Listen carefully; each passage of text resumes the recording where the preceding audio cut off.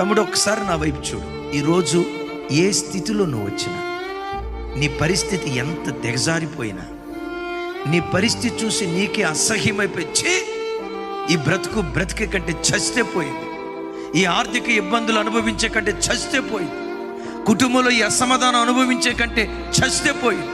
ఈ బాధలు అనుభవించే కంటే నేను చస్తే క్షణంలో నా బాధ నేను మర్చిపోతానని నీ చుట్టూ ఆవరించిన పరిస్థితులను బట్టి చస్తే బాగుండు అన్న పరిస్థితిలో ఈరోజు ఆరాధనకు వచ్చాము.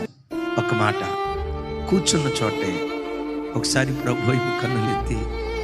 నిన్ను నమ్ముకొని బ్రతుకుతున్న వాడినయ్యా, ముఖం చాటేయొద్దయ్యా, నీ కాళ్ళు పట్టుకుంటా, నాకు ముఖం చాటేయొద్దయ్యా, నువ్వు ముఖం చాటేస్తే నేను బ్రతకలేనయ్యా, ఒక్కసారి నా కన్నీళ్లు చూడయ్యా, ఒక్కసారి నా దుఃఖం చూడయ్యా అని ఆయన వైపు నువ్వు కన్నులెత్తగలిగితే రెప్పపాటు కాలములో నీ పరిస్థితులు విప్లవాత్మకంగా దేవుడు మార్చటం ప్రారంభం.